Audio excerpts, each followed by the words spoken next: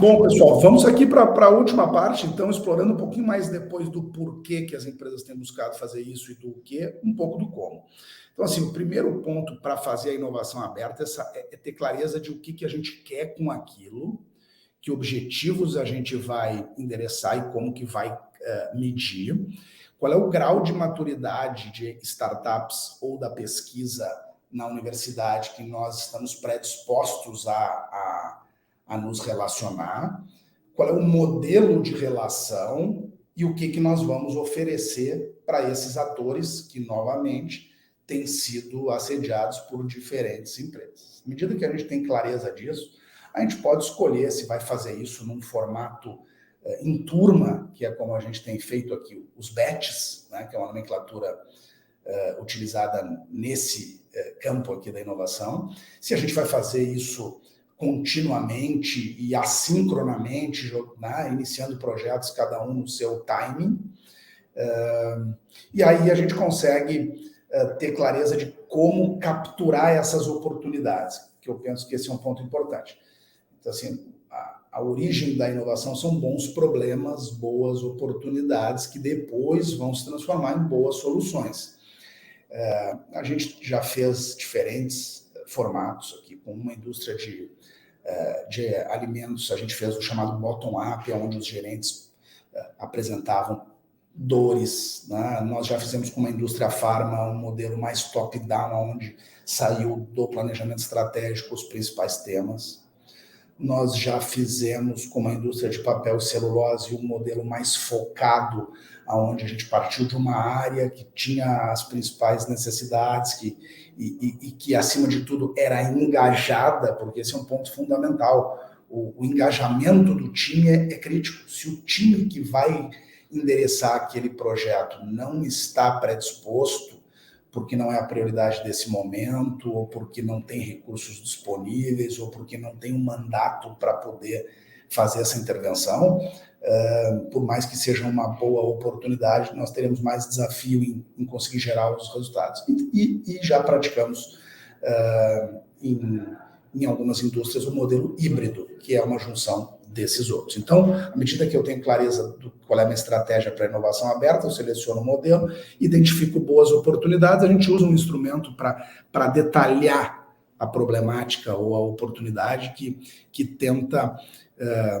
fazer com que a gente tenha clareza de qual é o problema.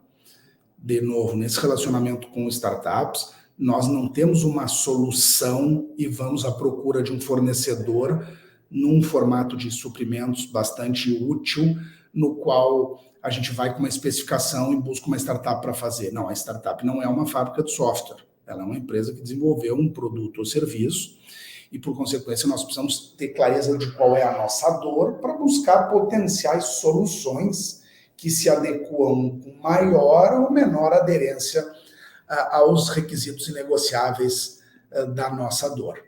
A partir disso, o ponto central é pensar em testar em pequena escala essas tecnologias, para depois poder, obviamente, fazer o rollout.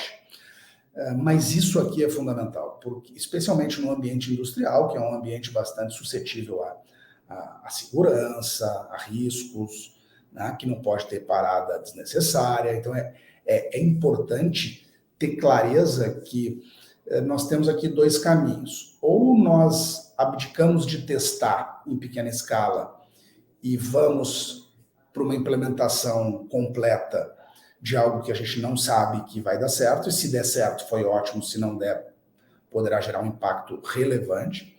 Ou nós vamos por um caminho de disciplinadamente fazer um experimento, um segundo experimento, e à medida que nós vamos validando a aderência, a eficiência e o impacto, nós vamos ampliando isso. Então, nós já fizemos experimentos que foram um turno numa linha de produção. Um turno numa linha de produção usando uma determinada tecnologia, mas muito bem planejado, com clareza de quais eram os indicadores que nós queríamos responder ao final desse experimento. E aí, né, tendo na figura da startup um parceiro para executar esse tipo de projeto.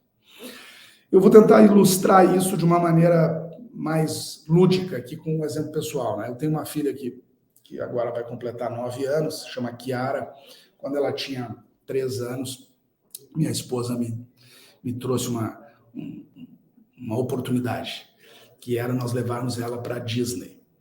E, puxa vida, né? Eu senti o que o professor Daniel Kahneman escreveu, aquele livro Rápido e Devagar, chama de aversão à perda, que ele diz que o ser humano ele é 2 vezes mais medroso de perder do que ambicioso por ganhar. E dentro da grande empresa, eu diria que o ser humano, quem sabe, seja muitas vezes mais medroso de perder do que ambicioso por ganhar. E aí ela aguçou aqui a minha aversão à perda. Eu fiz as contas e disse, nossa, mas nós vamos aqui, eu e tu, gastar uma fortuna nisso aqui. Mas será que vale a pena? Será que não é melhor levar ela aqui no Parque Ibirapuera, aqui em São Paulo? E aí eu fiz o que manda a teoria da inovação, que é mergulhar no problema primeiro. E aí eu fui entrevistar pessoas que já tinham levado filhos para a Disney. E não é fácil compreender os problemas, porque eles são difusos, as visões dos usuários. Então, eu falei com 5 pessoas que disseram, olha, leva tranquilo. Quando tu vê ela abraçando a princesa da Disney, isso não vai ter preço, vai ser eterno. Caramba, que legal. Aí fui em outras 5 pessoas que me disseram, esquece, a minha já entrou no parque dormindo. Não lembra sequer que a gente estava em outro país. E aí, o que tu fazes nesse cenário? Pelo menos eu consegui extrair o que precisava ser verdadeiro para ela ir para a Disney e valer a pena, que era ela tinha que ficar acordada e ela tinha que se lembrar um tempo depois. E aí, como é que é o experimento? O experimento é uma forma de gastar 10% do valor de maneira controlada para responder o que tu não sabe. E aí eu pensei, puxa, o Beto Carreiro é o MVP, que é a nomenclatura que a turma usa para experimento, né? Que é uma forma rápida, barata de testar se é verdade que ela vai ficar acordada e se é verdade que ela vai lembrar um tempo depois. Bom, pessoal, o que eu tentei, então, mostrar nessa nossa apresentação aqui, nesse nosso papo aqui com a comunidade do IMDT? Que, primeiro, as empresas têm hoje uma demanda por inovação que pode ser também endereçada pela inovação aberta, mas que para isso é importante direcionar, promover e sustentar, tendo clareza de onde a empresa quer inovar, quais são os territórios de oportunidade e escolher o modelo certo para criar a cultura, que tem o lado bom, mas também tem o lado duro. E, por fim, para fazer inovação aberta, é importante ter clareza de qual é o modelo, pegar bons projetos, boas oportunidades, boas dores, e aí pensar em como testar isso em pequena escala, com a lembrança de que dá para fazer muita coisa legal, mas ninguém faz nada incrível no tempo que sobra. Então, nós precisamos pensar nos times que vão fazer isso, porque eles precisam ter atenção dedicada. Quanto mais incerto o projeto, mais focado o time tem que ser.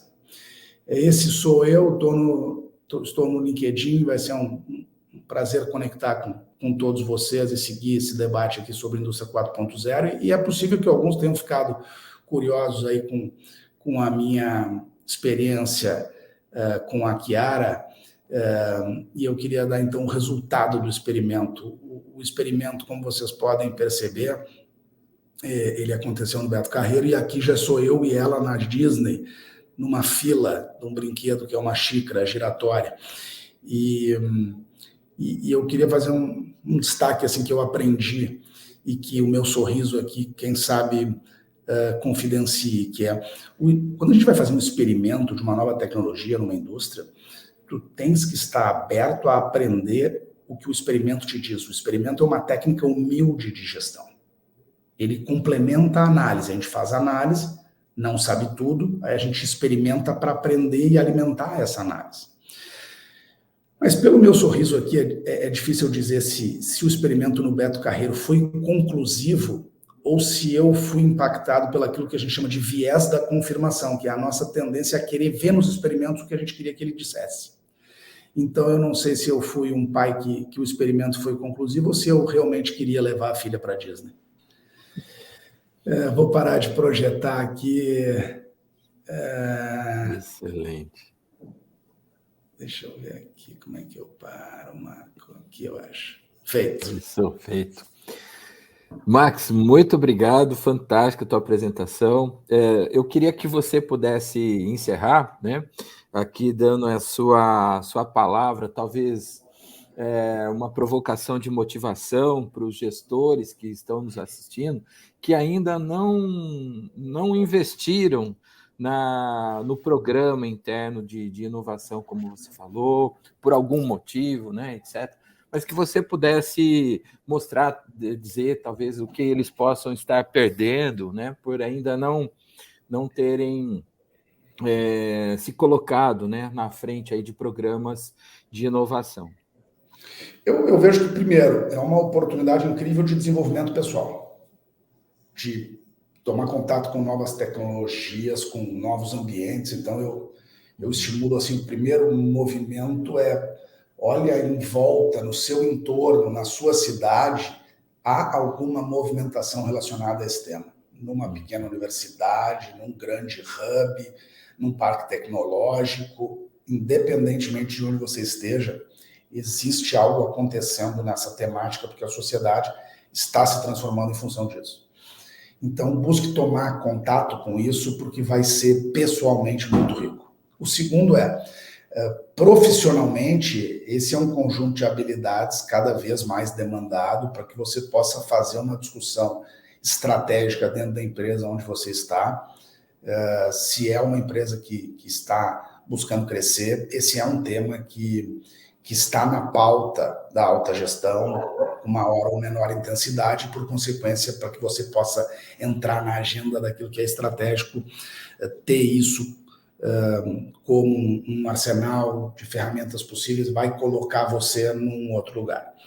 E terceiro, convidar a praticar algumas dessas experiências, porque ainda que tenha muito trabalho, como em qualquer atividade, quando as coisas dão certo, a sensação é como aquele cara que tentou escalar o Everest em 1951, o Edmund Hillary, um neozelandês, e fracassou. Não tinha GPS, não tinha celular, ninguém fazia vídeo do TikTok no topo do Everest, como fazem hoje, mas gerou nele um aprendizado de o que ele precisava consertar para conseguir ser o primeiro homem a escalar o Everest. Ele voltou 2 anos depois, 3 meses, 300 pessoas. Ele e um Sherpa nepalês conseguiram chegar lá depois de muito desafio e ficar lá há pouco tempo. Eu não sei se vocês sabem, mas assim como a inovação, a estada no topo do Everest ela é efêmera. Tu não pode ficar muito tempo lá, coisa de 15 a 20 minutos, porque o tempo vira e há uma chance há um risco de morte na descida, por incrível que pareça. Só que ele sentiu algo que é o meu sentimento que a gente sente quando consegue fazer alguma coisa diferente dentro da empresa, que é o que o Maslow chamou o professor do MIT, o Abraham Maslow, chamou de autorrealização, que é essa sensação de eu me desafiei e eu consegui fazer o que todo mundo dizia que não dava para fazer. Essa sensação ela é inigualável, ela é como fazer o gol na final da Copa, ela é como ganhar a medalha olímpica, e para aqueles que, como eu, não tem nenhuma chance de nem fazer o gol no final da Copa e nem ganhar a medalha olímpica, esse é um sentimento que eu busco tentar alcançar na minha trajetória pessoal.